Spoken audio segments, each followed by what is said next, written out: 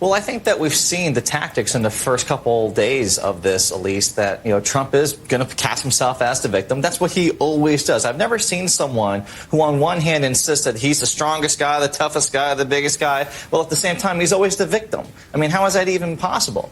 I think really it's Republicans who are really dangerous here because they're the ones who are going all in, yet again, on a guy who's under federal investigation, who's under multiple investigations, testifying before a grand jury today on a separate issue, and they don't know what law enforcement has. But the one thing that we've learned when it comes to Donald Trump over the years is there's always more. There's always a shoe to drop.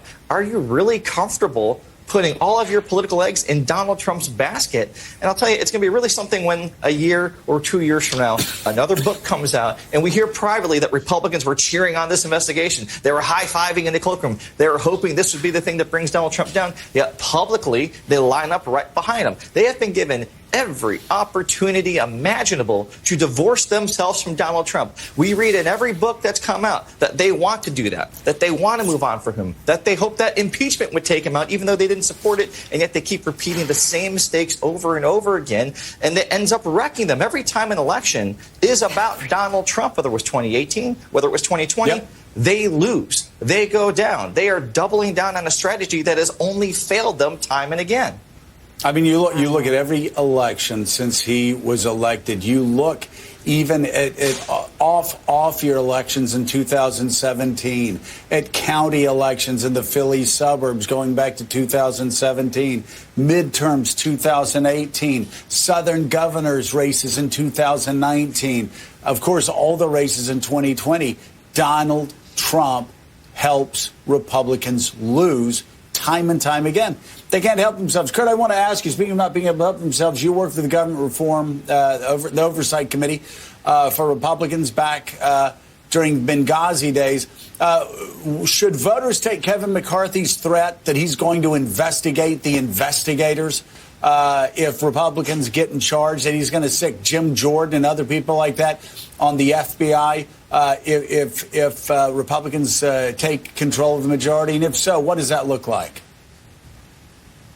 It's interesting because, number one, just for context's sake, this is the same Kevin McCarthy who right now is currently defying a January 6th Congressional Committee's request to talk to him, to get documents from him. This is the same Jim Jordan and the same Republican Party that said it's okay for the executive branch to completely blow off congressional oversight with anything related to Donald Trump. It's rich to hear these Republicans now saying they want to use said congressional authority that they themselves have turned their back on.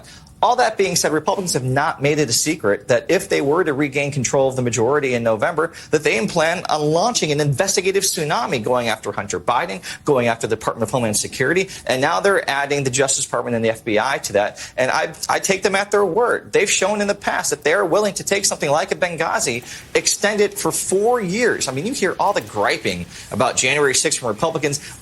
They investigated Benghazi for 4 years. 5 congressional committees were doing so even before they started the select committee, culminating with Hillary Clinton testifying for more than 11 hours. They will not hesitate, Joe, to bring in the FBI director, Chris Wray, someone who Donald Trump once called impeccably credentialed when he nominated him. They will not hesitate to haul up Merrick Garland. They will do everything they can to use the power of congressional oversight to try to taint any type of activity that's happening, because that's how far in the bag they are for Donald Trump, that they are willing to basically use the congressional range of power as a cover-up for their crimes. Kurt Bardella coming in hot this morning, and Ken Delaney, and thank you both very much. We really appreciate it.